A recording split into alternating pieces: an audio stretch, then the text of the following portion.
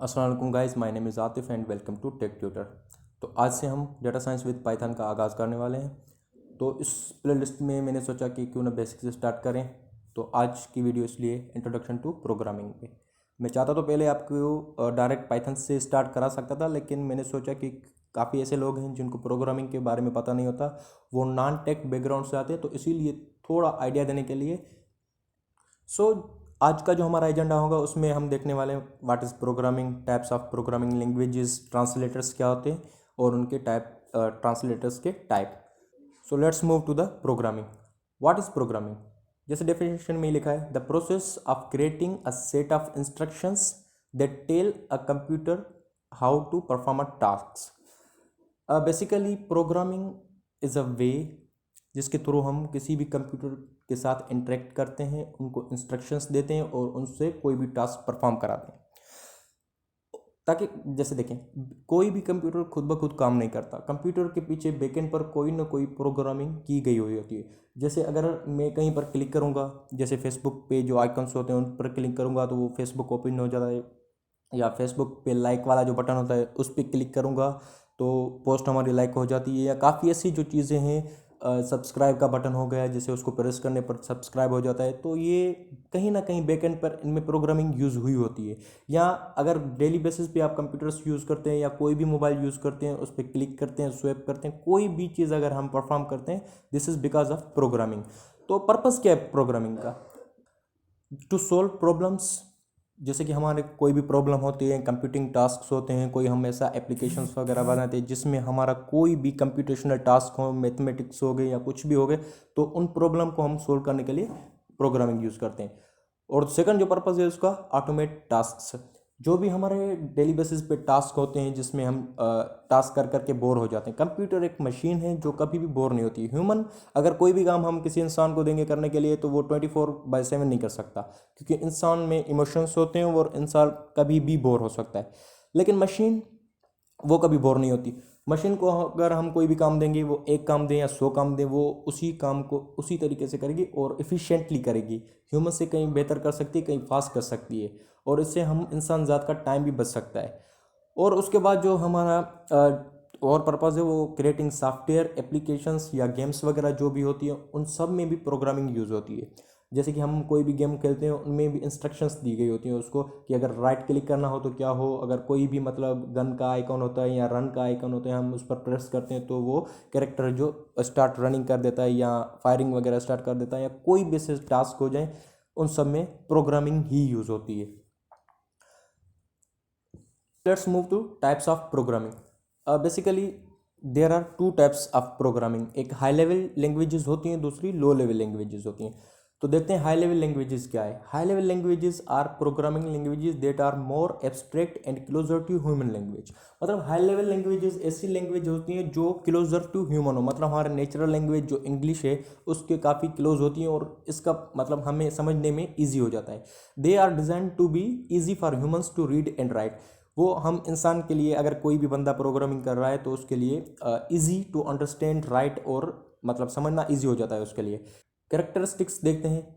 Easier to learn and use, मतलब जैसे कि हमारे इंग्लिश लैंग्वेज के काफ़ी करीब होती है, तो इसलिए लर्न करना और उसे यूज़ करना हमारे लिए ईजी हो जाता है। More abstract with focus on problem solving rather than hardware details. इसमें हमें क्या होता है कि हार्डवेयर डिटेल्स पे ज़्यादा फोकस नहीं करना होता, हमारा जो काम हो उसमें सिर्फ हम फोकस कर लेते हैं। Portable across different computer systems with little or no modification. High level languages जो होती हैं, कई किस्म के जो हमारे ऑपरेटिंग सिस्टम होती हैं उन पर भी रन कर जाती हैं। जैसे विंडोज़ हो गया, iOS हो गया या एंड्रॉयड हो गया, उन पे हम रन कर सकते हैं। उसमें कभी कभी मॉडिफाई करने की ज़रूरत होती भी है, कभी कभी ऐसे ही काम चल जाता है। उसके जो एग्जांपल्स हैं उसमें जावा, C++, पाइथन, ये सारी क्लोज टू ह्यूमन है, इसीलिए ये हाई लेवल लैंग्वेजेस है। Low level languages are programming languages that are closer to machine code and are more hardware specific. They require deeper understanding of computer architecture. जैसे high level languages थी वो closure to human थी, इसी तरह low level languages जो होती हैं वो क्लोज टू मशीन होती हैं, मतलब मशीन के हार्डवेयर के जो ज़्यादा करीब हो वो होती हैं लो लेवल लैंग्वेज। ये हम इंसान इजीली यूज़ नहीं कर सकते, इसके लिए हमें डीपली अंडरस्टैंडिंग होनी चाहिए कंप्यूटर के आर्किटेक्चर की, हार्डवेयर के आर्किटेक्चर की। Characteristics more difficult to learn and use, क्योंकि ये मशीन के ज़्यादा किलोज है तो हमारे लिए वो इजी टू अंडरस्टैंड नहीं होता और उसे सीखना काफ़ी डिफ़िकल्ट है। Provide greater control over hardware.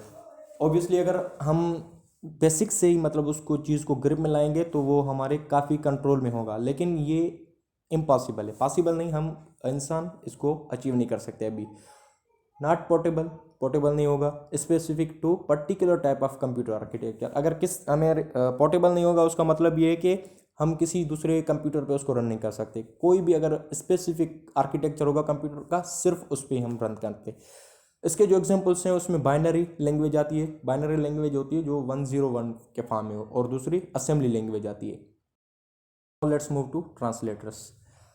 Translators एक किस्म के हमारे सॉफ्टवेयर होता है जो कि हमारे हाई लेवल लैंग्वेज को लो लेवल लैंग्वेज में कन्वर्ट करता है। जैसे देखिए, अगर हम ह्यूमंस हैं तो हम हाई लेवल लैंग्वेज समझ सकते हैं, और जो मशीन है वो हाई लेवल लैंग्वेज नहीं समझ सकती, वो लो लेवल लैंग्वेज समझती है। तो यहाँ पर एक प्रॉब्लम आ जाता है कि हम कंप्यूटर के साथ इंटरेक्ट कैसे करेंगे। तो इसीलिए जो ट्रांसलेटर्स का कॉन्सेप्ट लाया गया है। ट्रांसलेटर्स क्या करते हैं, जस्ट वो हमारे कोड को एग्जीक्यूट करके कंप्यूटर फॉर्म में लाते हैं, और जो कंप्यूटर से उसको आउटपुट मिलता है उसको एग्जीक्यूट करके ह्यूमन फॉर्म में लाते हैं। तो हमारे कोड को इंटरचेंज करता है। पर्पस क्या है, to enable execution of programs written in human readable languages by translating them into machine readable instructions. जैसे कि मैंने आपको बताया, जो हमारा ह्यूमन का कोड होता है उसको मशीन लैंग्वेज में कन्वर्ट करता है, और मशीन लैंग्वेज को ह्यूमन फॉर्म में कन्वर्ट करता है। Now let's move to types of translators. Basically, there are three types of translators. पहला हो जाए कंपाइलर, और दूसरा इंटरप्रेटर, उसके बाद आता है जो असेंबलर। कंपाइलर क्या करता है कि एक ही बार में हमारा जो भी कोड लिखा होगा, एक ही बार में पूरे के पूरे कोड को कंपाइल करके हमें आउटपुट दे देता है। अगर आप सपोज करें हमारा 100 लाइन का कोड है, तो एक ही बार में वो 100 लाइन को एग्जीक्यूट करेगा और उसका जो आउटपुट हमें दे देगा। इसका एक जो नुकसान होता है वो ये है कि अगर कहीं पर भी हमारे कोड में एरर आ गया, कि मतलब अगर आपका कोड है 100 लाइन का और 80 लाइन के बाद कोई भी एरर आ जाता है, तो वो हमारा कोड रन नहीं होगा, एक भी लाइन रन नहीं होगी। इंटरप्रेटर क्या करता है, execute the code line by line, मतलब हमारा जो भी कोड होगा उसको लाइन बाय लाइन एग्जीक्यूट करेगा। जैसे let's take the same example, अगर हमने 100 लाइन ऑफ कोड लिखा है, उसमें हमारी 80 लाइन्स आर परफेक्ट, उसके बाद कहीं पे एरर आ जाता है, तो वो जो हमारी 80 लाइन्स थी ऊपर वाली वो सही से रन होंगी। उसके बाद जो नीचे वाला कोड है वो हमारा रन नहीं होगा। उसके बाद जो तीसरा है वो है असेंबलर। असेंबलर एक किस्म का कंपाइलर है जो असेंबली लैंग्वेज को कन्वर्ट करता है। तो that's all for today guys. आज के इस वीडियो में जस्ट मैं इंट्रो देना चाहता था आपको कि प्रोग्रामिंग क्या होती है।